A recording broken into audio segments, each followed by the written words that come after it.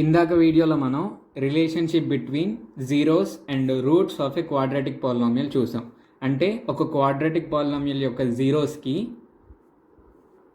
దాని కోఎఫిషియంట్స్కి, రూట్స్ కాదు coefficients, quadratic polynomials యొక్క జీరోస్కి దాని యొక్క కోఎఫిషియంట్కి రిలేషన్ ఏంటిదో మనం ఇందాక వీడియోలో చూసాం. మనకి 2 ఫార్ములాస్ అనేవి వచ్చినాయి. ఇప్పుడు దాన్ని ఇంకా డీప్గా అండర్స్టాండ్ చేసుకుందాం, ఓకేనా? దానికంటే ముందు ఒక ఎగ్జాంపుల్ చూద్దాం. x² - x - 6. ఇది చాలా ఇంపార్టెంట్ వీడియో ఈ కాన్సెప్ట్కి, ఓకేనా? జాగ్రత్తగా వినండి. x² - x - 6 ఇది ఒక క్వాడ్రాటిక్ పాలినామియల్ కదా. దీన్ని మనం ఎట్లా స్ప్లిట్ చేసుకుంటాం? జీరోస్ కనుక్కోవడానికి =0 అనుకుంటాం. జీరోస్ కనుక్కునేటప్పుడు స్ప్లిట్టింగ్ ఎట్లా చేసుకుంటాం అంటే x² - 3x + x - 6 = 0. ఇక్కడ x కామన్ తీస్తే x - 3,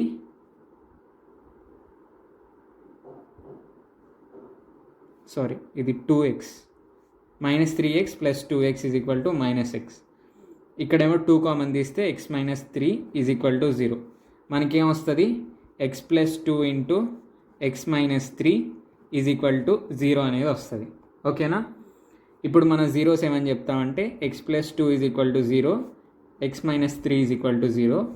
సో x -2 అనేది ఒక 0, x 3 అనేది ఒక 0. ఇట్లా మనం జీరోస్ అనేవి కనుక్కుంటాం. ఇప్పుడు ఒక పని చేద్దాం. ఈ టోటల్ పాలినామియల్ని 2 అనే నెంబర్తో మల్టిప్లై చేస్తున్నా. 2 × x² - x - 6 ఏమొస్తుంది? 2x² - 2x - 6 అనే -12 అనే పాలినామియల్ వస్తుంది.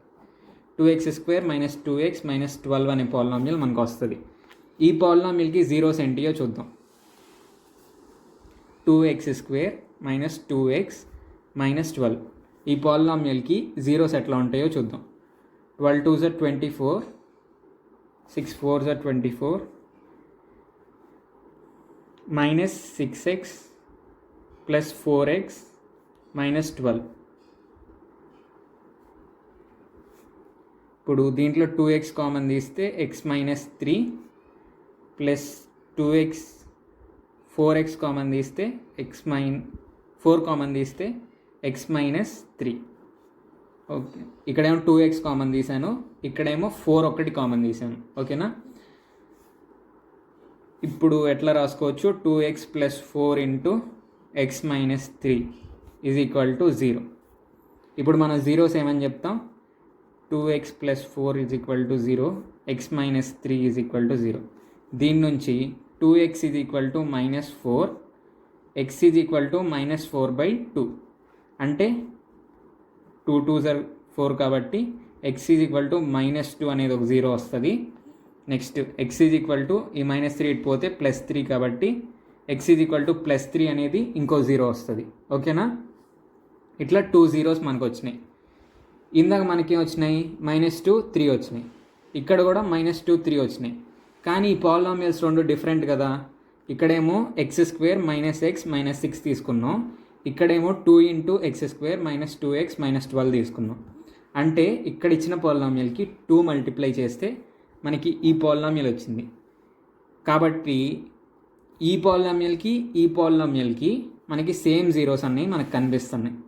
దీన్ని బట్టి మనం ఏం చెప్పొచ్చు అంటే, ఏదన్నా పాలినామియల్ తీసుకొని దానికి k అనేది ఏ నెంబర్ అయినా మనం మల్టిప్లై చేస్తే, k అనే నెంబర్ ఏ నెంబర్ అయినా మనం మల్టిప్లై చేస్తే దీని జీరోస్ అంటే మల్టిప్లై చేయకముందు వచ్చే జీరోస్, మల్టిప్లై చేసిన తర్వాత వచ్చే జీరోస్ సేమ్గా ఉంటాయి. అర్థమైంది కదా? ఒక పాలినామియల్ తీసుకొని దానికి జీరోస్ కనుక్కోండి, కొన్ని జీరోస్ వస్తాయి. నెక్స్ట్ ఆ పాలినామియల్ మొత్తాన్ని ఏదన్నా నెంబర్తో మల్టిప్లై చేయండి. మల్టిప్లై చేసిన తర్వాత ఒక పాలినామియల్ వస్తుంది కదా. ఇప్పుడు ఆ పాలినామియల్కి మీరు జీరోస్ కనుక్కోండి, మీకు కొన్ని జీరోస్ వస్తాయి.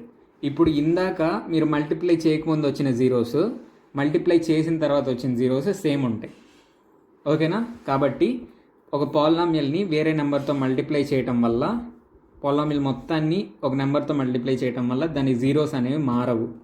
ఇది మనం అర్థం చేసుకోవాలి. ఇప్పుడు అసలు కాన్సెప్ట్కి వస్తే, క్వాడ్రాటిక్ పాలినామియల్ యొక్క జనరల్ ఫామ్ ఎట్లా ఉంటుంది? A x square plus bx plus c where a is not equal to 0. ఇది క్వాడ్రాటిక్ పాలినామియల్ యొక్క జనరల్ ఫామ్. ఓకేనా? క్వాడ్రాటిక్ పాలినామియల్కి మ్యాక్సిమం 2 zeros ఉంటాయి కదా, ఆ 2 zeros ఆల్ఫా బీటా అనుకుంటున్నా. ఇవి రెండు గ్రీక్ సింబల్స్. దీన్నేమో ఆల్ఫా అంటారు, దీన్నేమో బీటా అంటారు. ఆల్ఫా బీటా ఇవి రెండు ఈ క్వాడ్రాటిక్ పాలినామియల్ యొక్క జీరోస్ అని నేను అనుకుంటున్నాను. ముందే తెలుసు ఇవి రెండు దీనికి జీరోస్ అని. ఇవి రెండు జీరోస్ అయితే మనం ఎట్లా రాస్తాం? X minus alpha into X minus beta. ఇక్కడ మనకేమొస్తుంది? ఈ -2 + 3 ఈ రెండు మనకి జీరోస్ అయితే X plus 2 into X minus 3 రాస్తే మనకి పాలినామియల్ వస్తుంది. అట్లానే ఆల్ఫా బీటా జీరోస్ అయితే X minus alpha into X minus beta చేస్తే మనకి పాలినామియల్ వచ్చింది కదా. ఇక్కడ కే రాసినా కూడా మనకి సేమ్ పాలినామియల్ వచ్చింది. ఓకేనా? సేమ్ రూట్స్ ఉంటాయి. ఇంటూ కే మల్టిప్లై చేసిన ఇందాకే చూసాం. ఓకేనా? సేమ్ రూట్స్ వచ్చినాయి.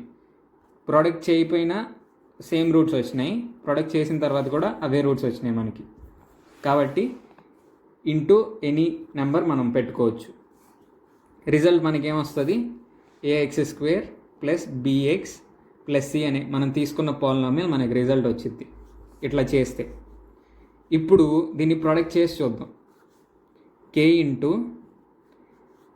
X into X minus beta minus alpha into X minus beta is equal to AX square plus bx plus C. ఓకేనా? ఇప్పుడు దీన్ని మొత్తం సాల్వ్ చేద్దాం. K into X square minus beta into X minus alpha into X plus alpha beta is equal to AX square plus bx plus C. ఓకేనా?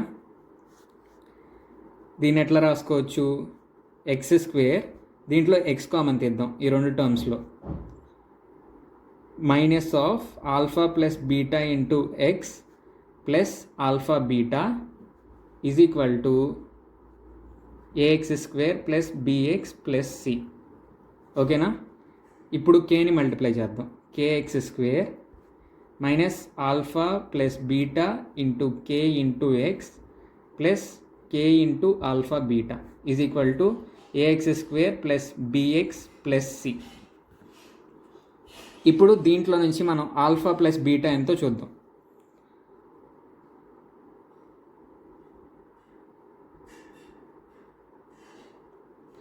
Alpha plus beta ఎంతో చెప్పాలంటే మనం ఏం చేయొచ్చు? ఈ టర్మ్ మొత్తం తీసుకోండి, మైనస్ ఆఫ్ దిస్ టర్మ్ మొత్తం ఏంటిది? బి. ఈ టర్మ్ మొత్తం ఏంటిది? ఎక్స్ యొక్క కోఎఫిషియంట్ అంటే minus of alpha plus beta into K. ఇదేంటి? ఎక్స్ యొక్క కోఎఫిషియంట్. ఎక్స్ యొక్క కోఎఫిషియంట్ ఏంటి? బి. ఓకేనా? కే అనేది ఏంటి? ఎక్స్ స్క్వేర్ యొక్క కోఎఫిషియంట్. ఎక్స్ స్క్వేర్ యొక్క కోఎఫిషియంట్ ఏంటి? ఏ. నెక్స్ట్ది ఏ వచ్చింది, బి వచ్చింది. సి ఏంటిది? Constant term K into alpha beta అనేది కాన్స్టెంట్ టర్మ్. ఇప్పుడు మనకి ఆల్ఫా ప్లస్ బీటా కావాలంటే మైనస్ ఆఫ్ ఎక్స్ యొక్క coefficient minus alpha plus beta into K divided by X square యొక్క కోఎఫిషియంట్ కే చేసామనుకోండి, ఈ కే క్యాన్సిల్ అవుతాయి. ఇక్కడ ఉన్న మైనస్ మనం ముందు పెట్టిన మైనస్ క్యాన్సిల్ అవుతాయి, మనకి ఏ ప్లస్ బి అనేది మిగిలిద్ది. ఇక్కడ మనం ఏం చేసాం? Minus of alpha plus beta into K divided by K. ఈ టోటల్ టర్మ్ ఏంటిది? ఎక్స్ యొక్క కోఎఫిషియంట్. ఇదేంటిది? ఎక్స్ స్క్వేర్ యొక్క కోఎఫిషియంట్. ఇక్కడ ఎల్హెచ్ఎస్ ఆర్హెచ్ఎస్ సేమ్ కాబట్టి ఎక్స్ యొక్క కోఎఫిషియంట్ ఏంటి? బి. కాబట్టి minus B divided by X square యొక్క కోఎఫిషియంట్ ఏంటి? ఏ. అంటే ఈ ఏ ఈ కే రెండు సేమ్ కాబట్టి కే ప్లేస్లో ఏ పెడుతున్నా. So alpha plus beta is equal to minus B by A వచ్చింది. నెక్స్ట్ది ఇట్లానే ఆల్ఫా బీటా తెప్పించాలంటే మనం ఏం చేయాలి? ఇక్కడ ఆల్ఫా బీటా ఆల్రెడీ ఉంది కదా, కే అనేది ఎక్స్ట్రా ఉంది అంటే కేతో డివైడ్ చేసాం అనుకో దీన్ని, మనకు ఆల్ఫా ప్లస్ బీటా వచ్చింది. అంటే ఇదంతా కాన్స్టెంట్ టర్మ్, కాన్స్టెంట్ టర్మ్ ఇక్కడ రాసేసి ఎక్స్ స్క్వేర్ యొక్క కోఎఫిషియంట్తో డివైడ్ చేస్తే మనకి ఆల్ఫా బీటా వస్తుంది. అంటే ఇక్కడ కాన్స్టెంట్ టర్మ్ ఏంటి, సిని ఏతో డివైడ్ చేస్తే మనకి ప్రొడక్ట్ అనేది వస్తుంది. ఇందాక వీడియోలో మనకి వెరిఫై అయింది కూడా ఇదే కదా. సమ్ ఆఫ్ జీరోస్ అంటే minus of coefficient of X divided by coefficient of X square, అదే సమ్ ఆఫ్ జీరోస్. ఓకేనా, అదే మనకి ఇక్కడ కూడా వచ్చింది. ఆల్ఫా బీటా జీరోస్ అనుకున్నాం కదా ఈ పాలినామియల్కి, ఆల్ఫా బీటా జీరోస్ అనుకున్నాం ఇనిషియల్గా. ఫైనల్గా ఆల్ఫా ప్లస్ బీటా చేస్తే మనకి మైనస్ బీ బై ఏ వచ్చింది. బి అంటే కోఎఫిషియంట్ ఆఫ్ ఎక్స్, ఏ అంటే coefficient of X square. So ఇట్లా మనం డిరైవ్ చేసాం ఫార్ములాస్ని. నెక్స్ట్ది alpha beta product of zeros అంటే సి బై ఏ వచ్చింది. సి అంటే ఏంటి, constant term divided by A అంటే ఏంటి, కోఎఫిషియంట్ ఆఫ్ ఎక్స్ స్క్వేర్.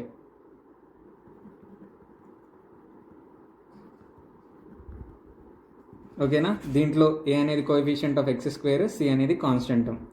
ఇట్లా మనకి 2 ఫార్ములాస్ వచ్చినాయి. సమ్ ఆఫ్ జీరోస్ అంటేనేమో మైనస్ బీ బై ఏ.